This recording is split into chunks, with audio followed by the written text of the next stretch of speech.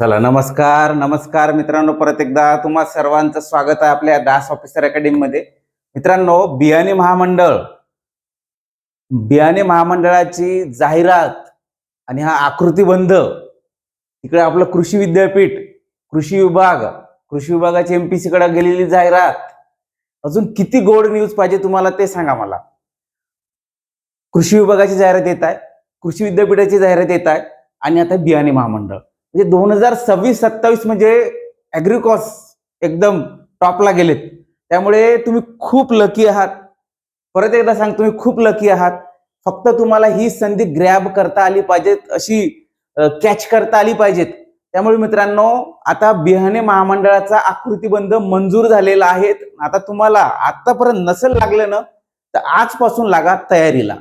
कृषी सहाय्यक, सहाय्यक कृषी अधिकारी, कृषी सेवक, हे सगळे तिन्ही नाव एकाच पदाचे आहे. फक्त कृषी सहाय्यक जे असते ते बियाणे महामंडळामध्ये डायरेक्ट फुल टू पेमेंट असते. 25,000 पासून चालू होऊन जाते. प्लस मध्ये काही पेमेंट असते अजून. तर A60 पगार आहेत आणि डायरेक्ट फुल पेमेंट मिळते बियाणे महामंडळामध्ये आणि आपल्या कृषी विद्यापीठमध्ये. परंतु ते जे कृषी विभागाची जाहिरात आहे एमपीसी मधून भरणार आहे, तिथे फुल पेमेंट राहत नाही. तिथे 16,000 असते 3 वर्षासाठी. तर आता आपल्यासाठी खूप मोठी संधी आहे. काय बोलू मी आता, अजून भयंकर. म्हणजे मित्रांनो, आता तुम्हाला फक्त आणि फक्त अभ्यास करावा लागेल. फक्त अभ्यास, बस. तुमच्या हातात काय आहे, तुम्हाला न्यूज मिळालीत ना, जाहिरात येत आहेत म्हणून झालं. मग आता तुमच्या हातात जे आहेत ना ते करा.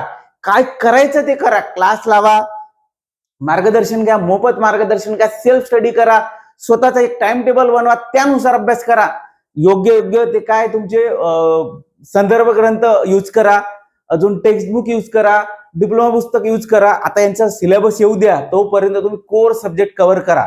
जेव्हा याचा सिलेबस येतील ना, सिलेबस तोच राहणार आहे जनरली आपली नॉन टेक्निकल आणि टेक्निकल मध्ये मग कृषी घटक, ऍग्रिकल्चर आपलं. तर हे सगळं सिलेबसला तेच राहणार आहेत. फक्त पॅटर्न आणि तुमचे काय विषयाचे मार्क्स थोडे कमी जास्त होऊ शकते. पण मेजर सब्जेक्ट जो आहेत ना मित्रांनो, तो म्हणजे आपला हाच कोणता, ऍग्रिकल्चर. जबरदस्त. त्यामुळे आता तुम्हाला तयारी करायला लागायचं आहे. म्हणजे कोर सब्जेक्ट म्हणजे काय, समजा जमीन, सॉइल कधीच बदलणार नाही. कोणीही परीक्षा घेऊ द्या, जमीन त्यांना विचारावंच लागेल. ऍग्रोनॉमी विचारावंच लागेल. आता ज्वारी असो, बाजरी असो, मका असो, कॉटन असो, आपलं ऊस असो, शुगर केन, ते त्यांना विचारावंच लागेल. त्यामुळे जे फिक्स आहेत ना, जे कोर सब्जेक्ट आहे ना, ते आत्तापासूनच करा. जेव्हा मग याची जाहिरात येतील ना, तेव्हा तुम्हाला सिलेबस कळून जातील. हे सगळे पॉईंट आहे आपल्यामध्ये. मग ते पॉईंट परत रिवाइज करा आणि नवीन पॉईंट काही आले तर ते परत मग तुम्ही अभ्यासाला घेऊन घ्या. ठीक, अशा पद्धतीने काहीतरी अभ्यास करा. शेड्यूल तुमचा तयार ठेवा. आता तुमच्यासाठी हे एक वर्ष जे आहे 2026-27 तुमच्यासाठी खरंच खूप अभ्यासाचं, खूप मेहनतीचं वर्ष आहे. परत परत अशी संधी मिळत नाही मित्रांनो. काय करायचं ते करा. रोज 1 तास 2 तास अभ्यास करा, पण करा. ठीक आहे. त्यामुळे आपण डायरेक्ट आपल्या विषयाकडे वळू. आता मी तुम्हाला 3 न्यूज दिल्या, त्यामुळे मला पण खूप आनंद झालाय. आजचा आपला विषय आकृतीबंध. आपण कृषी सेवक, कृषी विभागाचा जो आकृतीबंध आहे तो सगळा बघितला सखोल विश्लेषणासह.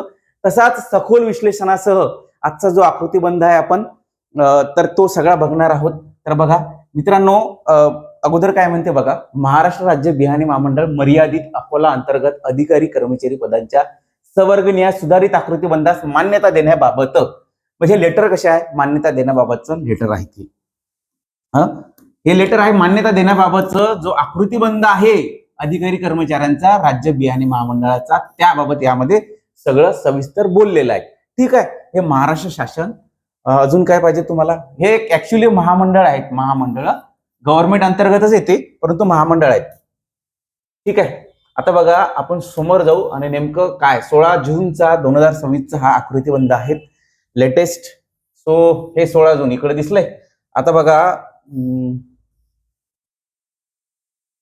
आता यांचा उद्देश काय नेमका, म्हणजे ते काय म्हणते, शेतकऱ्यांना किफायतशीर भावात दर्जेदार प्रमाणित बियाणे मिळावे यासाठी या महामंडळाची स्थापना 28 एप्रिल 1976 रोजी करण्यात आलेली आहे, असं हे सगळं प्रस्तावनेत म्हणताय. एवढे पद आहेत, तेवढे पद आहेत, हे सगळ्या गोष्टी प्रस्तावनेमध्ये बोललेल्या आहेत. वाटल्यास मी तुम्हाला इथं अंडरलाईन करून देतो. काय म्हणते, शेतकऱ्यांना किफायतशीर भावात दर्जेदार व प्रमाणित बियाणे मिळावे यासाठी 28 एप्रिल 1976 ला महाराष्ट्र राज्य बियाणे महामंडळाची स्थापना करण्यात आलेली आहे. मर्यादित आहे, मर्यादित, अजून लक्षात ठेवा.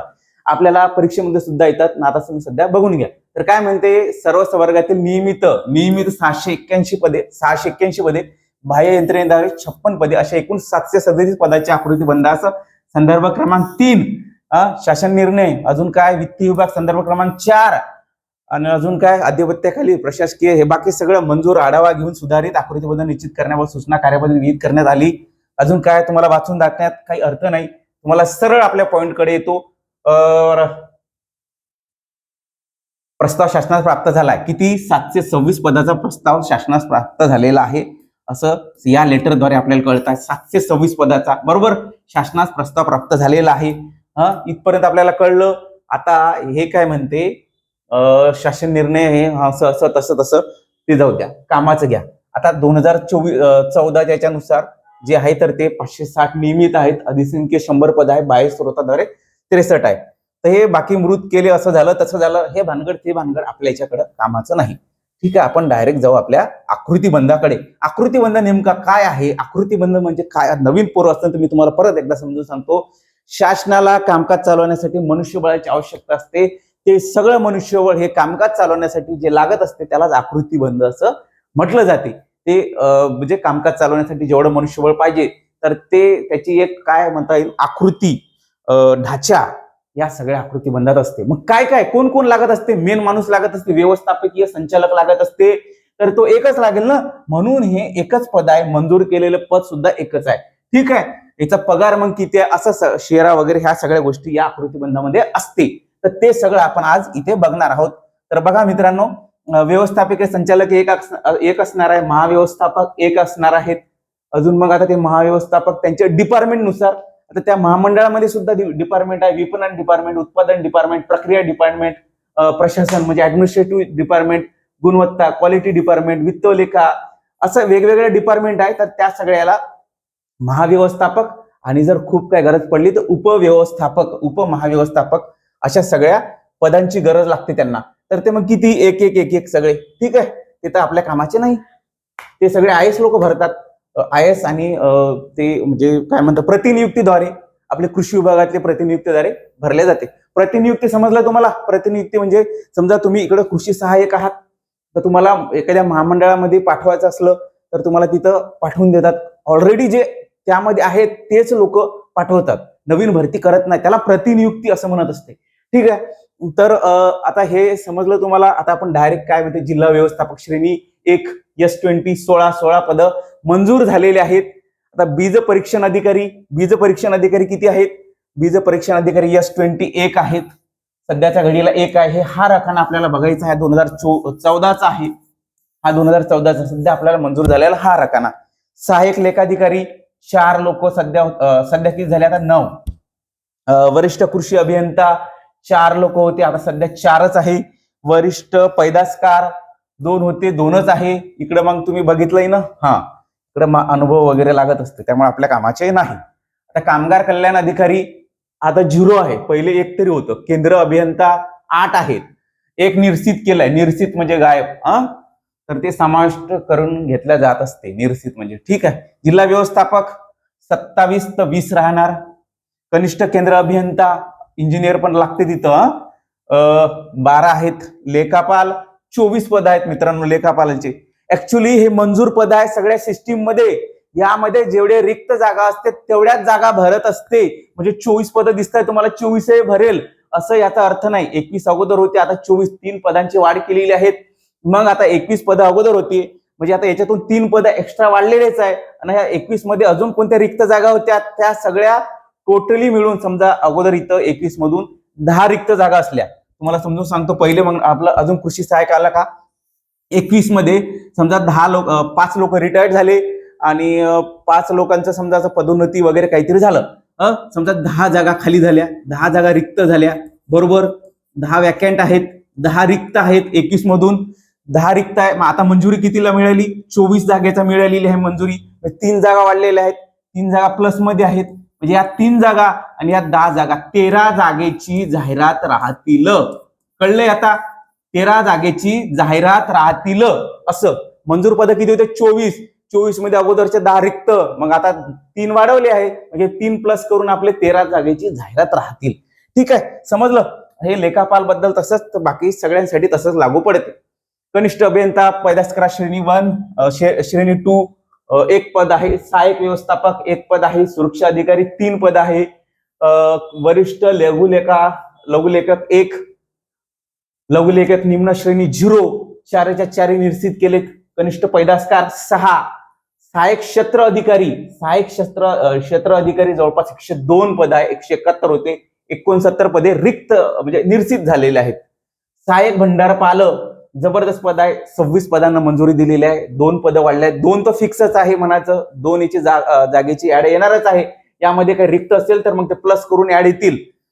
प्रभारी वाहने तर ते सगळे जाऊ द्या. आता वरिष्ठ यंत्रचालक किती 3. आरेखक 0 झालेत आता, कारण 1 पद निश्चित झाले आहेत. बरोबर. माळी 1, एका पदाला मंजुरी दिली आहे. याचा अर्थ माळी ऑलरेडी तिथं असेल तर माळी जाहिरातीमध्ये दिसणार नाही. समजलंय. आता बघा लिपिक टंकलेखक 90, आता त्यांनी 47च ठेवले. त्यामुळे याच्या जाहिरातीमध्ये खूप कमी पदसंख्या दिसेल. ऑलरेडी असेल, काही रिक्त असेल तरच मग तुम्हाला जाहिरात दिसेल. आता प्रयोगशाळा सहाय्यक हे सुद्धा आपल्या कामाचं पद आहे. 7 होते, 7 मधून आता 2च राहिले, म्हणजे बेकार कंडिशन आहे. आता आला आपलं कृषी सहाय्यक. आपने दिल की धड़कन अब धड़कने लगी है कृषी सहायक देख के, तो देखो भाई क्या बोल रहे. प्रयोगशाळा सहाय्यक झाले. आता आपलं कृषी सहाय्यक मेन कृषी सहाय्यक S8चा पगार आहे 25,500 ते 81,100 पर्यंत तो जात असते. नंतर ते त्यांच्या काय 7वा 8वा वेतन आयोगानुसार वाढत जातील.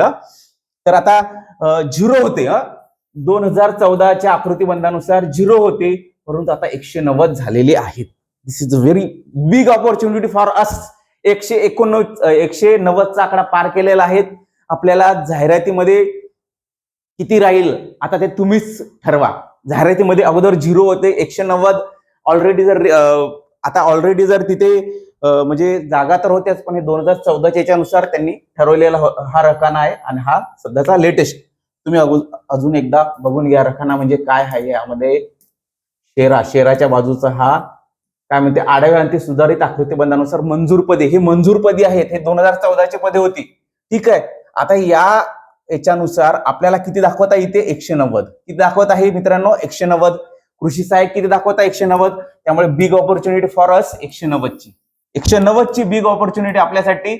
190ची अगोदर 0 होते 2014 नुसार. आता 190ला मंजुरी मिळालेली आहे. 190 सुद्धा येऊ शकते, किंवा मग त्यामध्ये अगोदर ऑलरेडी भरलेली असेल तर एवढी येणार नाही. ठीक आहे. एवढ्या पदाची जाहिरात येणार नाही, पहिले सांगतो तुम्हाला. नाही तर 190 आहे तर 190 मंजूर झालेले आहेत. ऑलरेडी जर अगोदर असेल तर ते मायनस करतात. समजा ऑलरेडी 100 असेल, 100 असेल तर मग आता 90 पदांची जाहिरात येतील असं गृहीत धरायचं. ऑलरेडी 90 असेल तर 100 पदाची जाहिरात येतील, किंवा मग ऑलरेडी तिथं अगोदर 0 असेल ना 190 पदाची सुद्धा जाहिरात येऊ शकते. समजलं. आता मित्रांनो तुमच्यासाठी खूप सुवर्ण संधी आहे. तुम्हाला हे सगळं समजलं. आता कनिष्ठ लिपिक वगैरे 40 पद आहे. वाहन चालक 0. आता बाकी कनिष्ठ लेखालिपिक 15, कनिष्ठ प्रक्रिया सहाय्यक 0, कनिष्ठ यंत्रचालक 0, मदतनीस 0, आणि शिपाई पहारेकरी. आता हे बाह्य यंत्रणेद्वारे ते भरणार आहेत. तर आपल्याला सहाय्यक माळी वगैरे हे बघा प्रपत्र ब जे आहे बाह्य यंत्रणेनुसार. कनिष्ठ प्रक्रिया सहाय्यक 52 आहे, कनिष्ठ यंत्रचालक 19 आहे, शिपाई पहारेकरी 28 आणि वाहन चालक 1. हे तर हे बाह्य सोर्सेसद्वारे वगैरे अधिसंख्य पद आहेत ते. तर समजलं तुम्हाला. आता आपले किती आहेत 190 पदाची ऍड येऊ शकते, किंवा मग 100 पदाची सुद्धा येऊ शकते. सांगता येत नाही सध्या मित्रांनो. त्यामुळे 190 तुम्हाला मी काय म्हणतो, तुम्हाला गरज कशाची असायला पाहिजे, सर आपली ऍड येत आहेत की नाही, बस हो की नाही आम्हाला एवढं सांगा सर. मग ते जागा जाऊ द्या. आता जागा आपल्या हातात आहेत का? जागा आपल्या हातात नाही. जागा कोणाच्या हातात आहे? शासनाच्या हातात आहे. जागा शासनाच्या किंवा त्या आकृतीबंधानुसार मिळालेल्या रिक्त जागा असलेल्या त्या सगळ्या परिस्थितीनुसार जागा राहतील. पण आपल्या हातात काय आहे मित्रांनो? आपल्या हातात स्टडी आहेत. प्रॉपर पॉवरफुल स्टडी करायचा आहे ना, पॉवरफुलच करायचा. मग लागायचं आतापासून 1 तास 2 तास 3 तास किती अभ्यास करायचा ते ठरवा.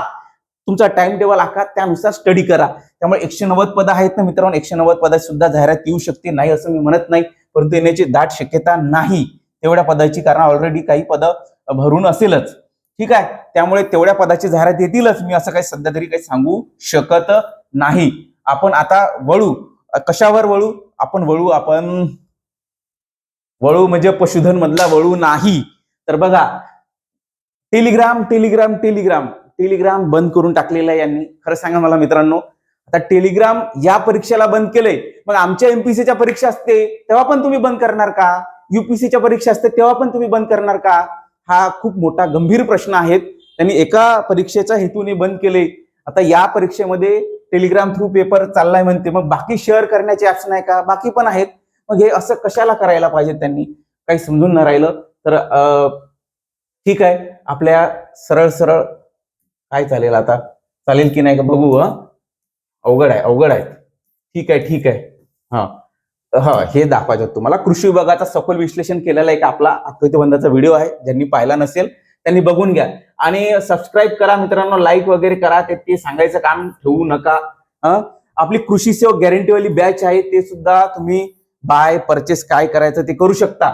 ठीक आहे, त्यामुळे त्या बॅचकडे मी सध्या आता बोलणार नाही. आपलं ऍप्लिकेशन आहे कृषी सेवक दास ऑफिसर अकॅडमी म्हणून. तिथे तुम्हाला कृषी सेवक गॅरंटीवाली बॅच वगैरे मिळतील. कृषी सहाय्यक कृषी अधिकारी असं त्याचं सगळ्याचं नाव आहे. ठीक आहे, धन्यवाद. थांबतो आता.